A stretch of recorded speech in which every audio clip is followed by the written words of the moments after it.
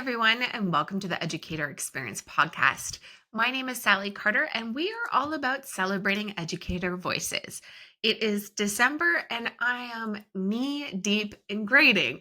In my infinite wisdom, I somehow managed to have essays, reflections, projects, papers, and final exams all due at the exact same time for all of my courses.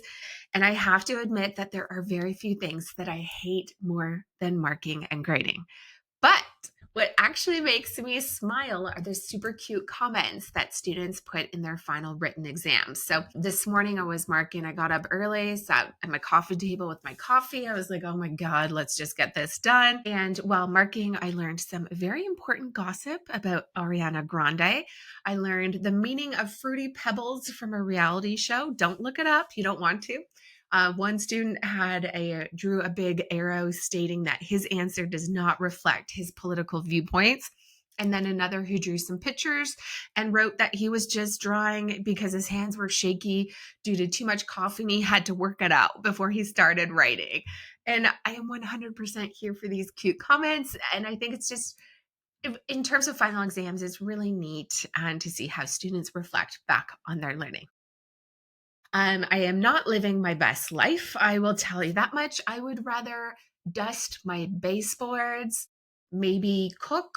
I don't know. I hate cooking, but I don't know if it's on the same level as marking, but I know I'm not alone this time of year. So for an interesting distraction from your marking, we have an impactful best of season 3 guest conversations. And I feel like season 3 in particular was full of conversations that remind us why teaching matters, why it's complex, and why it's one of the most human professions out there.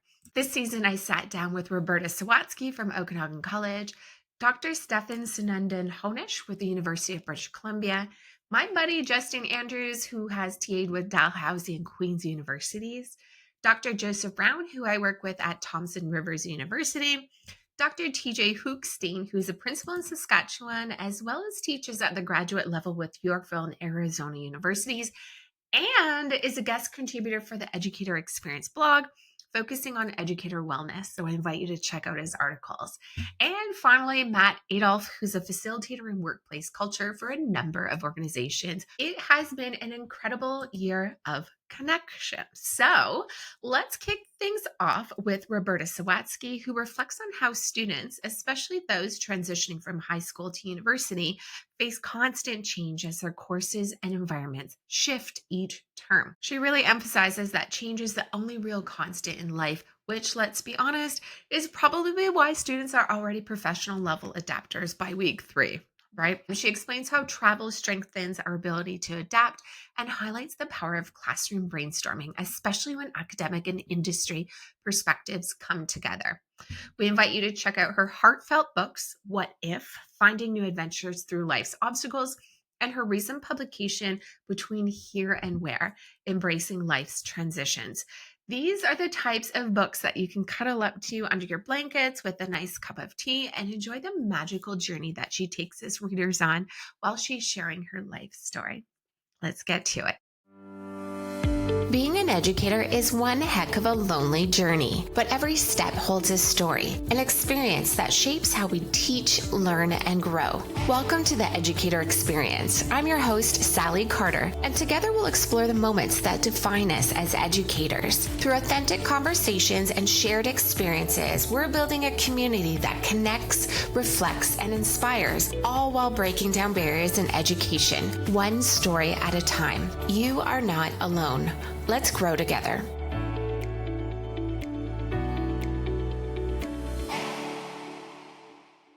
When I was thinking a little bit about what we're going to talk about and kind of thinking what impacts my teaching, whether it's in the classroom or it's teaching a workshop with industry, what always impacts it? Well, travel always comes into it. Also, a lot of my focus in reading and research has been on change and transition.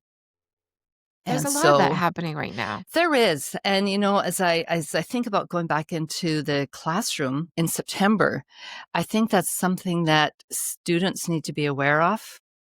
that, they're going through a lot of changes in life right now. They've left high school, they're post-secondary, they're thinking career. But when they graduate, that's not the end of it. I mean, their whole life is going to be about change. We need to talk about how are you going to lead change. It's not even manage change. It's getting ahead of it and actually leading change. And what impact does that have on you? So when students are going through their 4 years of post-secondary, they're going to be facing a lot of change in that. I mean, all the students who were in school during COVID, they learned that in a hurry. And so the really big deal was the transition. Like, what impact did change have on them? How did it affect them? And how did they navigate life? What choices did they make? And so COVID was totally external, so that was a change. But transition is the internal work, the internal impact. So I think whenever when you talk about travel, we're changed by travel.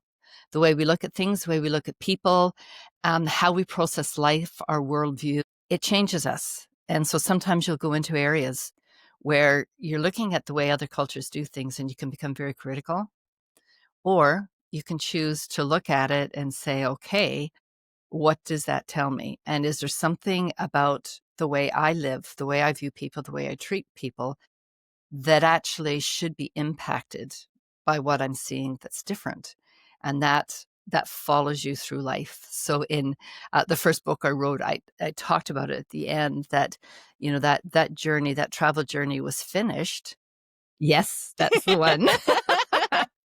I happen to have a signed copy from Roberta Sawatzky. Yay! I love it. Yeah, so I talk about how, the travel's finished, but you leave a part of yourself where you were, where you came from. And the hope and desire is that you bring a piece of where you've been. You bring those experiences with you. And they continue to inform and impact decisions and how you approach life and other people. And so there's so much that impacts teaching. Like I wanted to try to think of one line, one brilliant. It's tough, thing. Isn't it? It really is tough. Yeah. I'm a strong believer in industry and academia working together. And I mean, it's one of the reasons why I'm going to go back part-time, just teaching. Because what I'm learning when I'm dealing with like consulting clients or with my coaching clients, you're listening and you're talking and you're thinking, that's really significant. If students could know that's a potential challenge, or this was a skill that somebody worked on and it helped them manage this. So if we can bring that to the students, and the other way around, if you can, when you're talking to students, you're hearing a lot of ideas. They're unlimited in their ideas, sometimes because they haven't had any experience. And so the sky's the limit. Well, why don't you do this? Why don't you do that? Some of them are, their ideas are very tempered by work experiences that they've had. So to take that kind of brainstorming and that idea generation that happens in a classroom back into industry, and say, well, this is, in my class yesterday, we were talking about this. What do you think about that in the context in which you're working? Are there some little nuggets that you can glean that might bring a fresh perspective?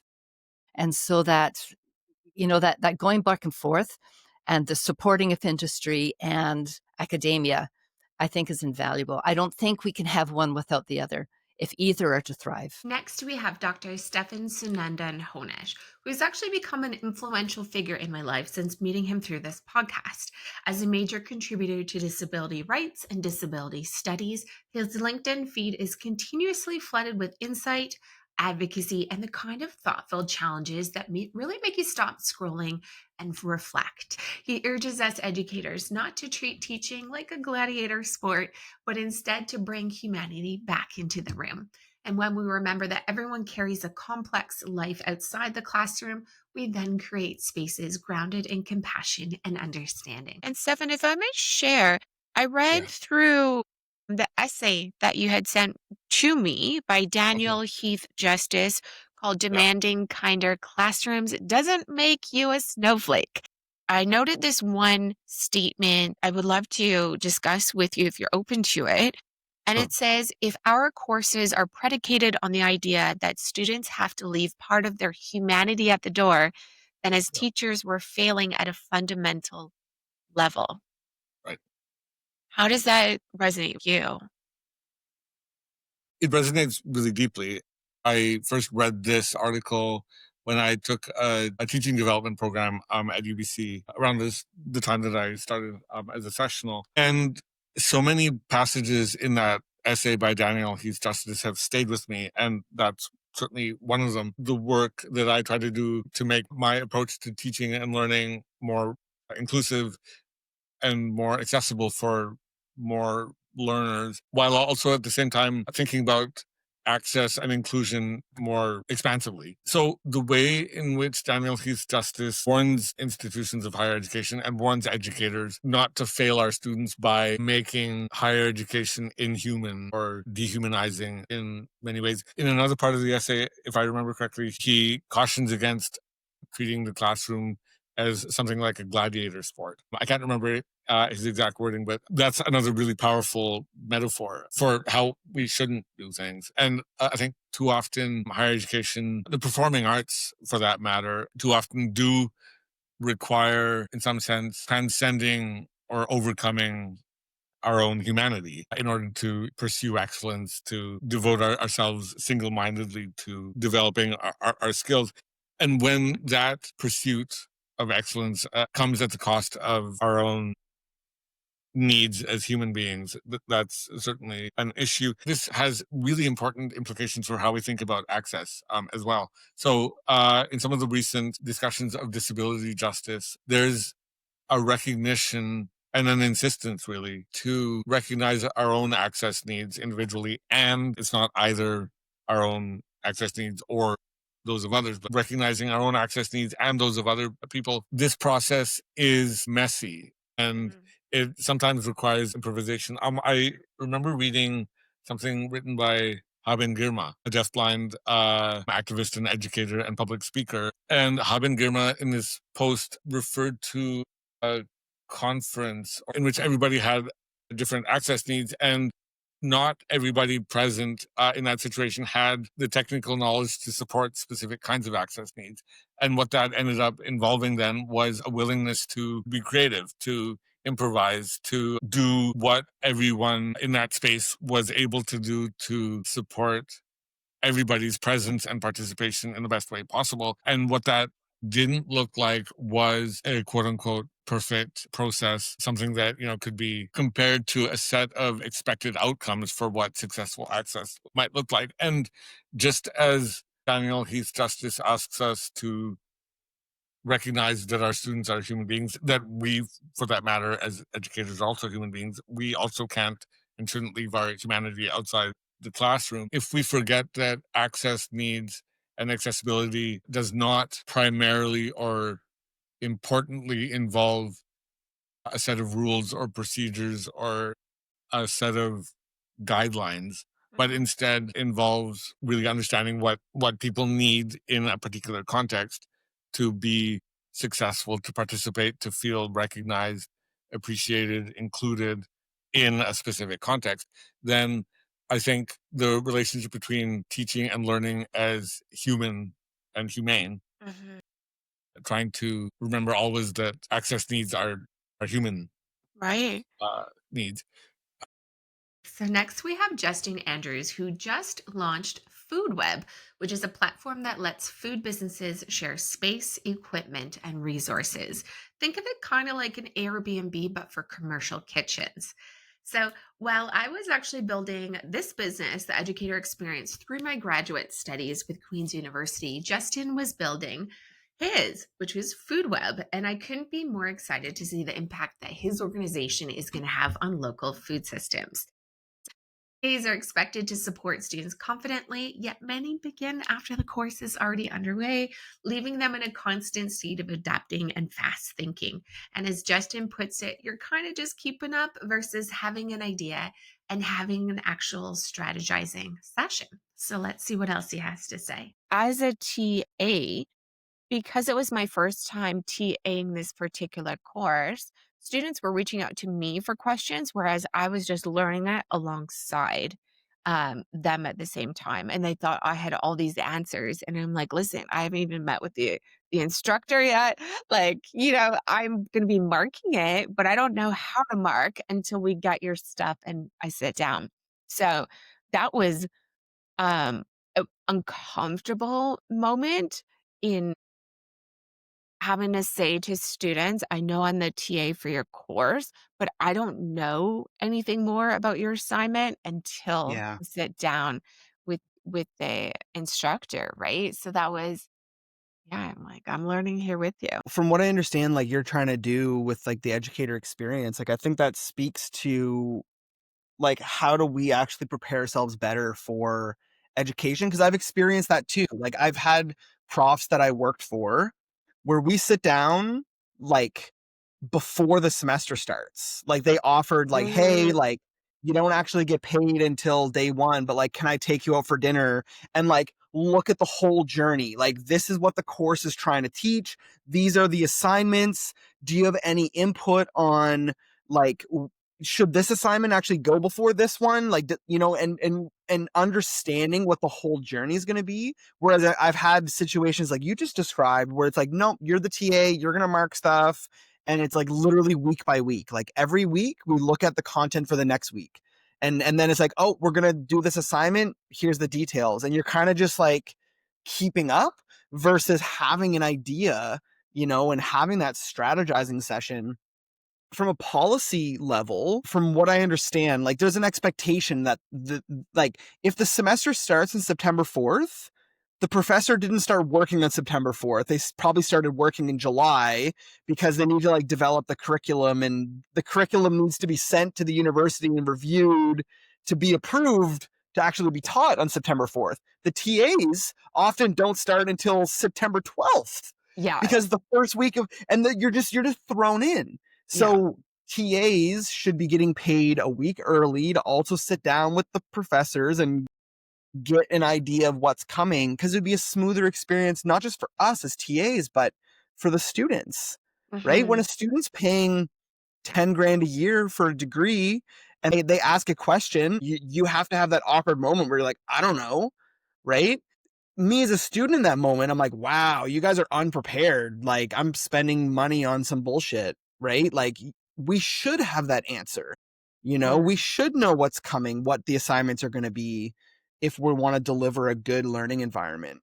But Yeah, yeah. or now, because now I'm just thinking about what you're saying. So, or a professor being clear that the TA was just brought on, this is when they can start taking questions, and having that clear um top down type of informative relationship so that the TA isn't being bombarded with questions they don't know about yet, and that there's that level of support there.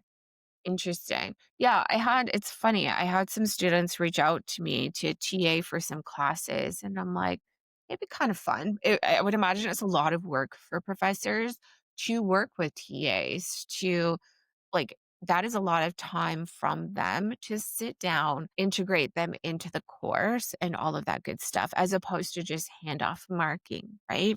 However, you are really building or helping develop future educators and integrating them into the system too, which is it's really interesting.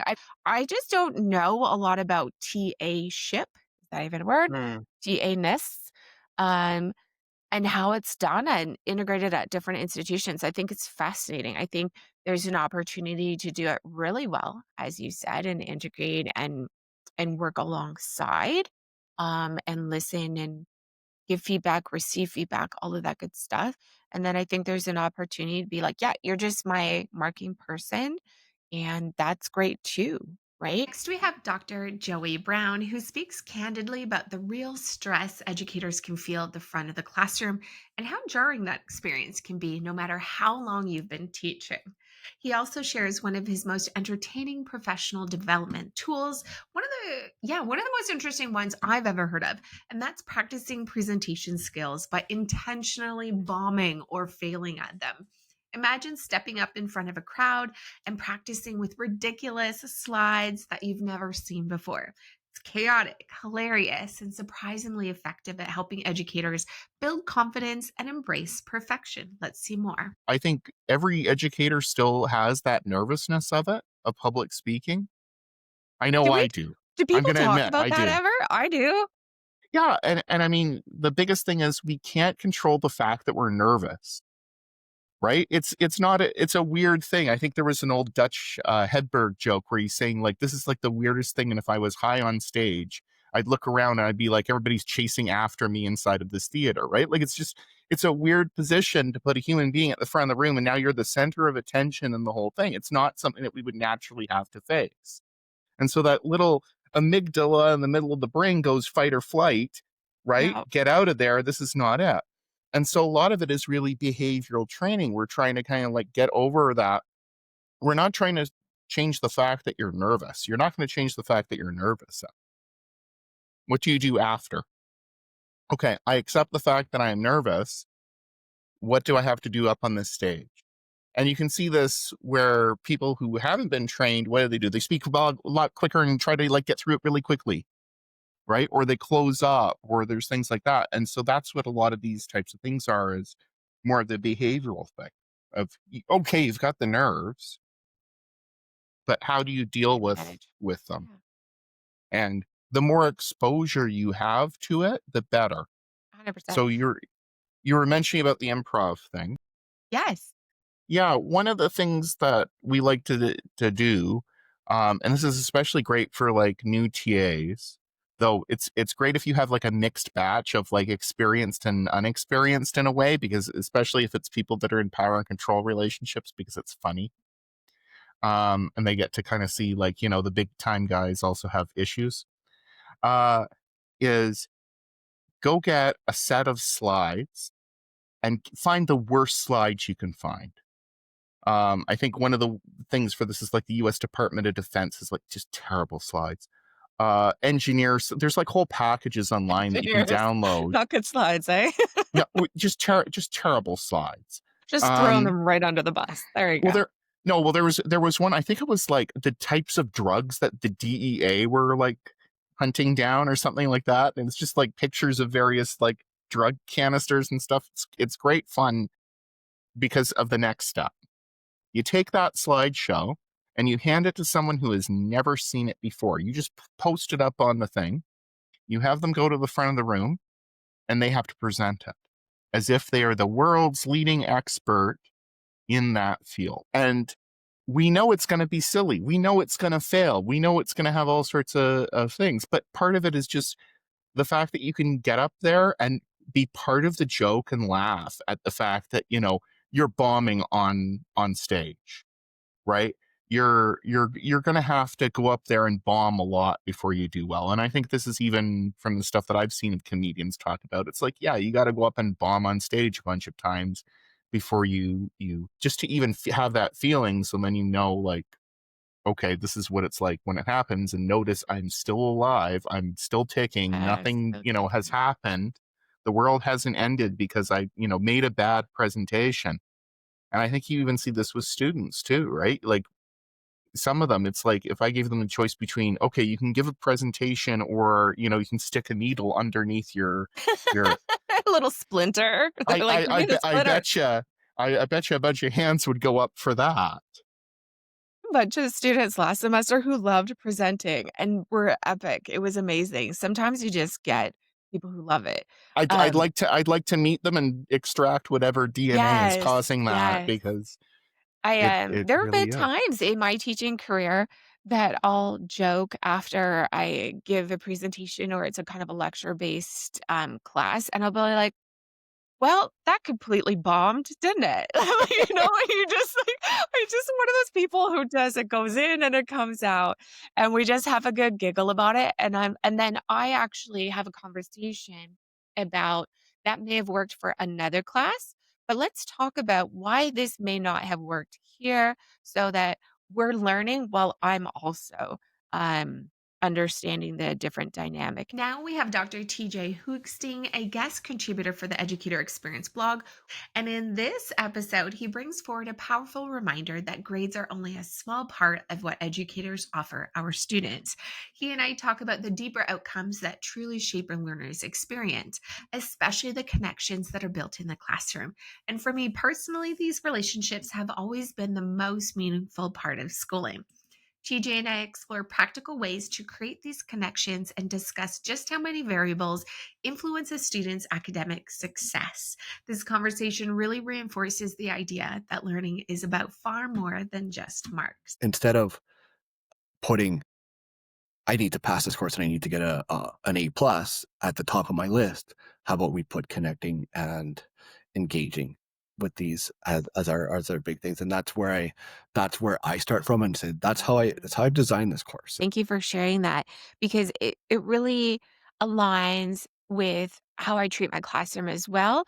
I'm not necessarily, well, no, I am promoting connection, because I share that in my experience, what has meant the most to me years after my education are the relationships. And being a business person, relationships are important. You never know if you're going to meet your business partner in this class, if you're going to meet maybe the love of your life, your best friend, someone who you can support or help in some sort of way. There's so much more than that achieving aspect. So I force cheesy little icebreakers. I facilitate. How about that? I facilitate friendly rapport building in classrooms, so people can start to build connections beyond achievement, because it's just a course.